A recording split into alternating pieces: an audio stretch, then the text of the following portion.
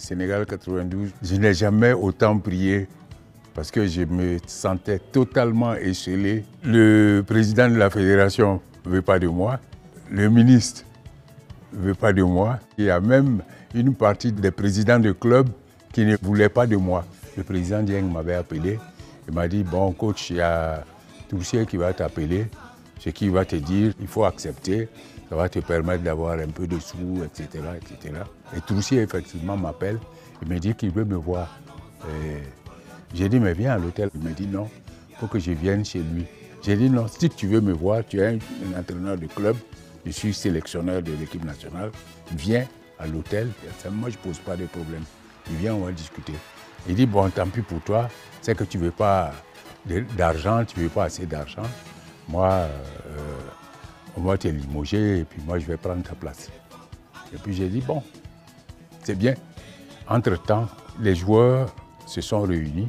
Je descends, je ne trouve personne et Conan me dit, ah, les joueurs ont décidé d'aller faire un sit-in au cabinet du ministre parce qu'ils ne veulent pas accepter certaines décisions. Et le soir, ils sont arrivés vers 19h et ils ont commencé à crier « Coach, le coup d'État a avorté, le coup d'État a avorté ». Je savais que j'avais la possibilité enfin de pouvoir aller de l'avant avec ce groupe-là parce que ça faisait pratiquement plus de 10 ans que nous nous sommes côtoyés. J'avais la possibilité de former un groupe où les positions interchangeantes m'étaient possibles. Qu'on veuille ou non, je fais partie des encadreurs techniques expérimentés de ce pays. Et c'est mon pays, j'aime le football. Mais sincèrement, je suis offusqué de voir qu'on prépare la CAN pour la Côte d'Ivoire et que je ne sois pas invité quelque part pour quoi que ce soit, rien que techniquement. J'ai l'impression que je n'existe plus. Quand on a fait l'inauguration du stade d'Anyama, le stade Alassane Ouattara, j'ai un ami qui m'a appelé, il dit « Bon, moi je suis à côté du stade, je viens, tu arrives ?» J'ai dit « Ah, mais je n'ai pas d'invitation. » Il dit « C'est pas possible. » Il dit « Ah, c'est pourtant possible, je n'ai pas d'invitation. Donc je ne peux pas aller me faire bousculer pour... » Voilà, je préfère rester, je vais regarder à la télé comme tout le monde. Je me suis qualifié en battant toutes les équipes qui étaient dans notre poule éliminatoire. Et c'est des pays du Maghreb, etc. Tout ce qui est difficile. Je me suis qualifié dans le groupe de 4 que nous étions. Je me suis qualifié en aller et retour face à tous mes adversaires. Puisque vous avez gagné la CAN en 92, logiquement vous devez continuer avec les éléphants. Mais pourquoi on vous a débarqué? Non, on m'a débarqué parce qu'on voulait absolument avoir Troussier. Troussier même disait, il dit, mais est-ce qu'on te donne des indemnités? J'ai dit non. On est allé, on était chez lui, il dit, ah, je vous demande de lui donner au moins 600 000 francs par mois. Ils ont accepté, m'ont donné 600 000, le pauvre. J'ai fait comment? J'avais ça, plus mon salaire de fonctionnaire, ça m'arrangeait un peu. On joue un match amical. J'ai pris un pays qui fait partie des 12 de la CAN 92, le Kenya. Je gagne le Kenya 4-0. Le lendemain, c'était écrit en rouge comme ça, le grand titre. Médiocre victoire des éléphants contre le Cameroun. 4-0. On doit être dans la formation. Moi, je donne des cours d'entraîneur au niveau de la CAF, au niveau de la FIFA. Et je me rappelle, la DTN m'avait mis derrière San Pedro pour les aider à avancer en Coupe d'Afrique. Quand je suis arrivé, j'ai dit, ah, moi je viens avec vous, mais moi je n'aime pas encaisser. Et je suis sûr qu'on ne va pas encaisser beaucoup de buts. Et qu'on n'encaissera pas. On prend le pari, on n'encaissera pas. Et en cela, j'ai beaucoup admiré l'humilité et la simplicité de Rigaud Gervais, qui est, quand on dit que nos entraîneurs n'avancent pas, voilà l'exemple de Rigaud qui arrive jusqu'en finale. C'est un entraîneur ivoirien, c'est un jeune formé par la DTN ici. Voilà. Je dis pour 92, il faut que les gens sachent une chose, ce groupe que j'avais en 92 était avec moi depuis 83. C'est dire qu'ils se sont vraiment forgés. Je me rappelle quand le ministre leur a demandé le jour de la finale, qu'est-ce que vous voulez qu'on vous donne si vous gagnez la coupe? Ils ont regardé et disent non, nous voulons simplement gagner la coupe. Parce que vous avez dit que notre papa ne vaut rien. Mais nous allons gagner la coupe. Pour vous démontrer qu'il est fort. Et le ministre m'a dit, Martial, regarde, j'ai la chair de poule. En 88, j'avais l'équipe et nous avons fait des séries de matchs nuls.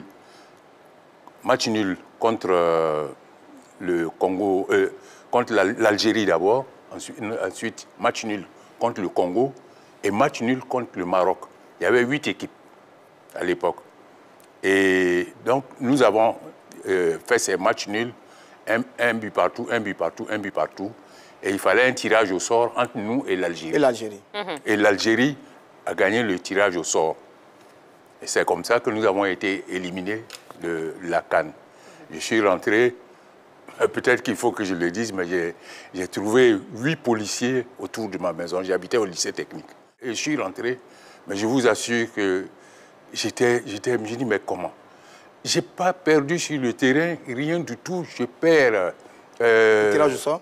Je perds au tirage au sort et je suis un coach qui a fait tout ce parcours sans un franc d'indemnité.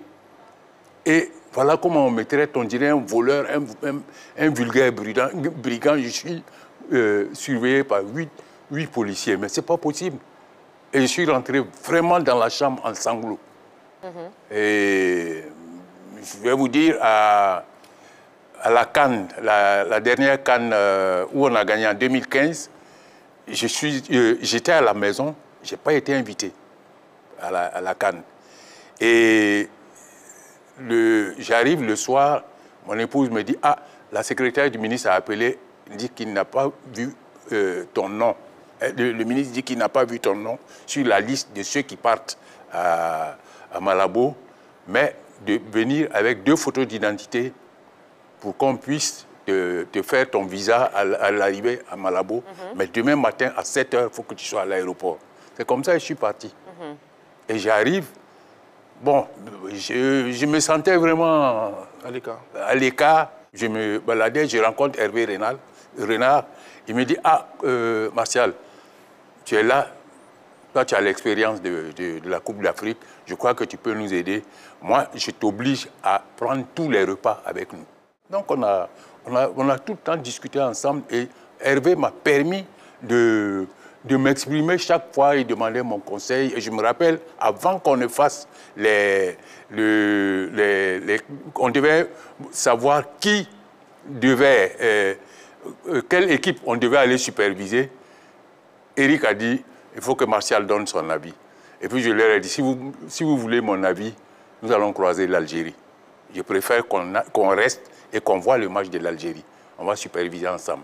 Et il avait son superviseur, il m'a dit, tu ne bouges pas sans Martial, vous allez ensemble. Et je suis parti avec son superviseur. Et on a visionné le match, lui, il a visionné et tout. Et quand on était dans la voiture, je lui ai demandé, mais d'après toi, quel est le référentiel de jeu de l'équipe algérienne? Qui est le meneur du jeu, etc. Bon, il commençait à me dire, c'est titre. J'ai dit non. Le référentiel du jeu, c'est le circuit. Quel est le circuit préférentiel? Et on a commencé à discuter. Il dit, mais waouh. Bon, on est allé, on a fait le choix. Et effectivement, on a joué contre l'Algérie. Et je me rappelle que je lui avais dit, le meneur, c'est un tel. Mais il faut faire attention. Si jamais on marque un but, il risque de changer de côté de chose. Et quand c'est arrivé, l'Algérie, j'ai dit, pouf, l'Algérie va égaliser. Ils ont égalisé, il s'est levé et puis il me regarde, il fait ses bras comme ça. Quand le petit Talot est rentré, dès qu'on lui a donné la balle, je me suis levé, bon, le match est fini.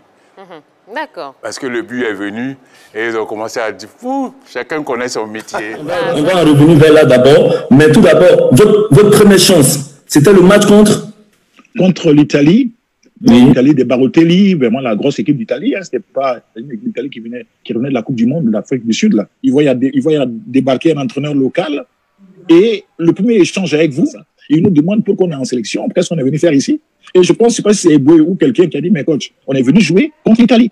Et donc c'est là que je dis non, on n'est pas venu jouer, on est venu battre l'Italie. On n'est pas venu jouer, on joue pour gagner, on est venu gagner l'Italie. Et coach, revenons à ce match et nous avons battu l'Italie 1-0. Mais coach, tu es venu avec un nouveau projet, avec une nouvelle philosophie, un nouveau coaching. Comment tu décris ta signature ou ta philosophie en matière de coaching?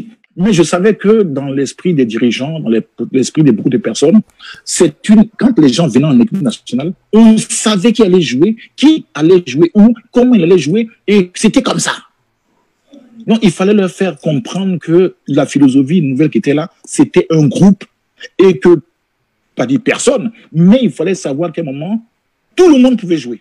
Tu sais ce que je vais te dire comme secret? C'est que quand j'étais joueur, à un moment, j'ai des amis aussi qui sont, voilà, camerounais, Antoine Bell, par exemple, et puis Jacques Songo, Roger Milan, on discute, on dit, oui, vous, la Côte d'Ivoire, vous êtes des bons joueurs, mais vous n'avez pas de mental. Et donc, quand mes copains me disaient, non, vous avez des joueurs techniques, tout ça, et puis moi, j'ai joué contre le Cameroun, vous avez des bons fonds de jeu, vous jouez, mais mentalement, vous n'êtes pas fort. Et moi, je prenais ça comme un coup de poignard, c'est-à-dire, en tant que joueur, je me disais, mais comment? Mais c'est vrai, ils ont raison. Ils ont raison. On a le beau jeu, mais on n'a pas la gagne. On n'a pas ce truc. Donc, moi, quand je suis venu, j'avais ça en moi, de vous transmettre ça. Moi, ce qui m'a fait plaisir, c'est le coach Claude Leroy. Claude Leroy, il était dans notre hôtel et puis il regardait l'équipe quand le matin, on faisait nos marches, quand on allait au déjeuner, quand on allait aux entraînements. Et tu sais, quand ça vient de quelqu'un d'extérieur, il me dit, coach, vraiment, je sens l'équipe nationale discipliné et déterminé. Mes félicitations.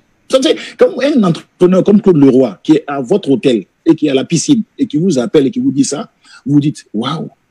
C'est vrai que pendant la CAN, je ne laissais pas les. C'est-à-dire que quand il y avait, c'est-à-dire tout ce qui touchait à la cohésion du groupe, j'allais m'énerver. C'est-à-dire que je ne rigolais pas dessus. C'est-à-dire, autant j'étais quelqu'un qui était flexible, qui était homme, qui pouvait laisser passer certaines choses, mais parce qu'en Italie où j'étais, l'entraîneur, c'est le mystère. C'est-à-dire que c'est lui, on n'appelle même pas coach, c'est le mystère. Donc, pour les joueurs africains, de voir un local venir avec certitude de dire, les gars, chacun doit être à sa place. Si vous voulez que je ne sois pas entraîneur, mais chassez-moi. Mais quand je donne ma chaussure à un cordonnier, je le laisse réparer ma chaussure. Je fais confiance au cordonnier. Sinon, moi-même, je ne pas ma chaussure à la maison. Donc, ce discours-là, ce côté-là, pour eux, ça paraissait de l'arrogance. C'était, mais il se prend pour qui, ce type-là, et puis il peut parler comme ça. Moi, je leur dis simplement, le sélectionneur, c'est moi. Donc, virez-moi, mais laissez-moi travailler. Je voyais que ça choquait un peu. Mais à un moment, les gens ont compris qu'il fallait me laisser travailler et il fallait faire confiance aux joueurs. On a lu un peu partout que vous étiez à 6 mois sans salaire. Okay. Est-ce que la situation a été réglée par votre pays ou alors c'est un entraîneur qui a faim qui conduit le Sénégal à la Coupe d'Afrique des Nations? C'est un entraîneur qui a faim qui conduit l'équipe nationale du Sénégal.